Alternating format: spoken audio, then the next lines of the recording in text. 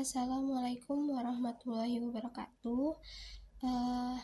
Kami dari kelompok 9, berdirinya di sini kami mempresentasikan hasil tugas kelompok kami yang berjudul Pancasila sebagai Paradigma dalam Pembangunan Pancasila.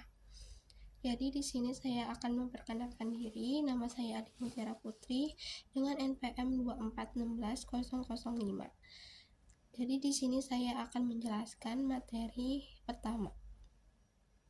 Pengertian paradigma adalah cara pandang, kerangka berpikir atau model yang digunakan untuk memahami dan menginterpretasi fenomena di sekitar kita.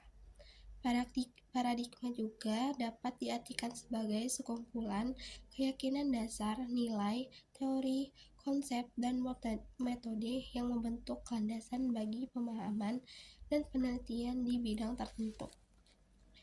Lalu, paradigma juga dapat mempengaruhi cara kita memandang dan memahami dunia serta bagaimana kita memproses dan memahami informasi. Paradigma juga dapat mempengaruhi bagaimana seseorang memecahkan masalah dan mengembangkan teori dalam bidang tertentu. Paradigma dapat digunakan dalam berbagai bidang seperti sosial, ekonomi, dan teknologi. Contoh paradigma di Indonesia adalah Pancasila, yang dijadikan pedoman untuk menjalani segala aspek kehidupan. Kata paradigma berasal dari abad pertengahan di Inggris, yang merupakan serapan dari bahasa Latin paradigma yang berarti suatu model atau pola. Pancasila sebagai paradigma reformasi berarti nilai-nilai dasar Pancasila menjadi landasan, metode, nilai, dan tujuan yang ingin dicapai dalam setiap program pembangunan nasional. Berikut beberapa contoh Pancasila sebagai paradigma reformasi. Yang pertama, paradigma reformasi ekonomi. Pancasila menjadi dasar untuk mengembangkan ekonomi kerakyatan atau ekonomi Pancasila yang humanistik. Paradigma mengembangkan iptek. Pancasila menjadi acuan untuk mengembangkan ilmu pengetahuan dan teknologi serta menghargai setiap perkembangannya. Paradigma kehidupan bermasyarakat.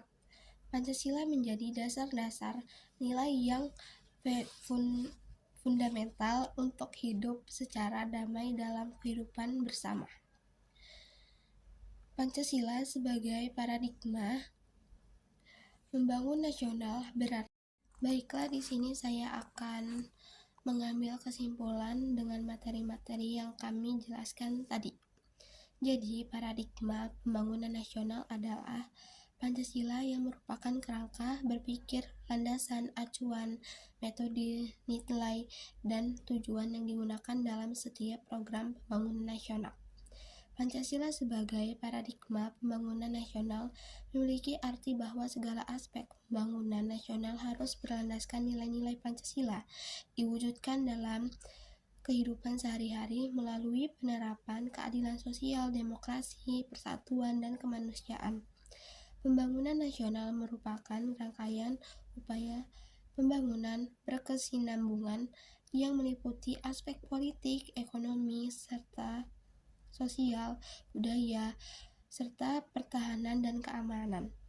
Tujuan pembangunan nasional adalah mewujudkan masyarakat adil dan makmur yang merata material dan spiritual.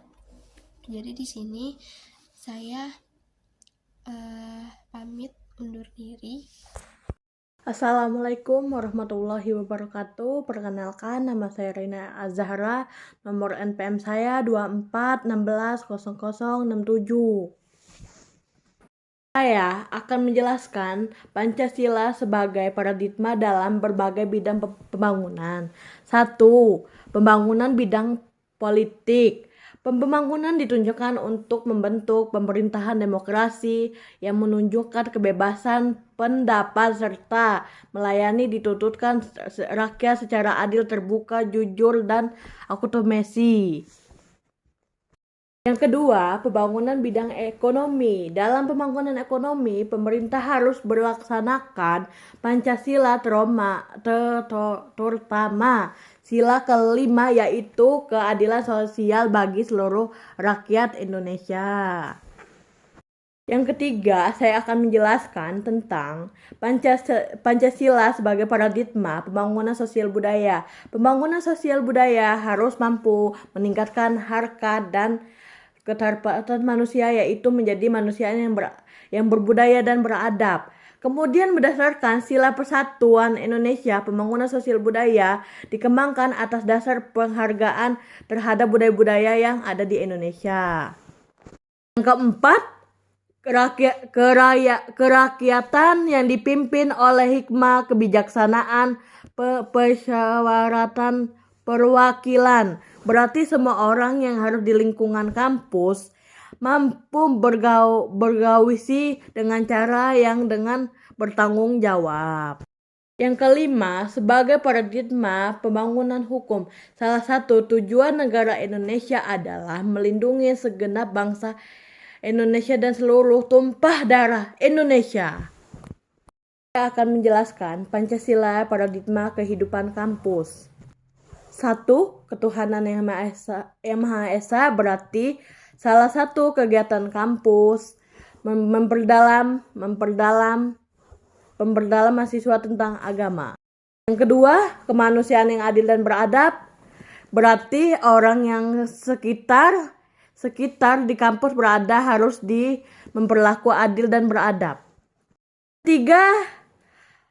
Persatuan Indonesia berarti semua orang di lingkungan kampus harus mempersatu, di mana mahasiswanya bisa menyatukan kegagasannya untuk Indonesia masa yang akan datang. Yang keempat,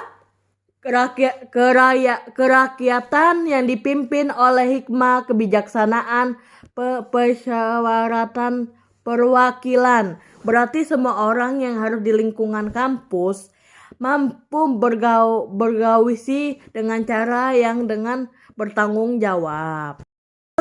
Yang kelima, kemanusiaan sosial, keadilan sosial bagi seluruh rakyat Indonesia. Berarti di mana mahasiswa diajarkan bersosialisasi kepada seluruh rakyat Indonesia, misalnya memberikan masukan suara. Sekian dari saya. Assalamualaikum warahmatullahi wabarakatuh. Assalamualaikum warahmatullahi wabarakatuh. Perkenalkan, nama saya Restu Amalika dengan NPM 24160072. Saya dari kelompok 9 dan sebagai pemateri kedua. Yang D, Pancasila sebagai paradigma pembangunan politik. Berarti Pancasila sebagai paradigma pembangunan politik yaitu menghadirkan nilai-nilai yang terkandung dalam Pancasila. Sumber nilai politik. Sumber nilai-nilai politik harus terkait dengan nilai Pancasila, khususnya sila keempat, di mana semua praktik politik harus dikembangkan sesuai dengan prinsip kerakyatannya. Hal ini karena warga negara adalah aktor politik, sehingga rakyat harus mampu mengukur kekuatannya sebagai warga negara Indonesia yang menganut sistem politik demokrasi, di mana dari rakyat, oleh rakyat, dan untuk rakyat. Warga negara Indonesia perlu diposisikan sebagai subjek atau aktor politik, bukan sekedar objek politik. Sistem politik Indonesia yang berpijak pada subjek manusia harus mampu menempatkan kekuasaan tertinggi di tangan rakyat. Kekuasaan yang dimaksud adalah kekuasaan dari rakyat, oleh rakyat, untuk rakyat. Atas dasar ini, sistem politik Indonesia harus dikembangkan berdasarkan prinsip kerakyatan yang terdapat dalam sila Pancasila keempat. Selanjutnya adalah sistem politik didasarkan prinsip moral sila Pancasila. Yang Pancasila paradigma pembangunan sosial budaya. Pancasila sebagai paradigma pembangunan sosial budaya didasarkan pada pembangunan sosial budaya yang didasarkan pada nilai-nilai yang sudah ada di masyarakat. Nilai-nilai yang ada dalam masyarakat pada hakikatnya merupakan dasar dari nilai-nilai yang terkandung dalam Pancasila. Dalam konteks pembangunan sosial budaya, Pancasila merupakan sumber normatif yang ditujukan untuk meningkatkan harkat martabat manusia, menjadi warga negara beradab dan berpendidikan. Di era globalisasi, nilai budaya yang berkembang di masyarakat mulai terkubur oleh budaya barat masuk ke Indonesia.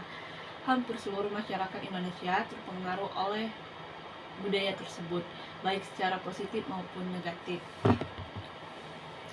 Dengan masuknya budaya baru, masyarakat mulai meninggalkan budaya yang berkembang di kerajaannya dan lebih menyukai budaya barat yang bahkan tidak sejalan dengan nilai-nilai yang terkandung dalam Pancasila.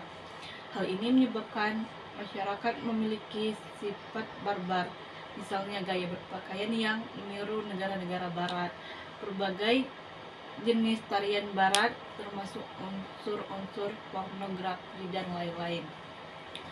Tugas pemerintahan untuk meningkatkan dan menginstruksikan masyarakat untuk menjaga aspek budaya di atas, menerapkan kembali nilai kemanusiaan. Yang Pancasila paradigma sebagai pembangunan ekonomi. Menurut paradigma pembangunan ekonomi Pancasila, sistem ekonomi harus didasarkan pada ketuhanan, moralitas, dan kemanusiaan. Tujuannya adalah untuk membawa kemakmuran bagi kota secara keseluruhan. Pembangunan ekonomi harus mampu menghindari monopoli dan persaingan bebas, yang kemudian membawa keuntungan besar bagi yang kuat secara ekonomi. Sedangkan pemilik usaha kecil dirugikan dengan adanya sistem persaingan bebas dalam perekonomian. Pasal 33 Undang-Undang 1945 menyatakan bahwa sistem persaingan bebas dan monopoli dalam bisnis dilarang. Sekian dari saya dan akan dilanjutkan oleh teman saya pemateri ketiga.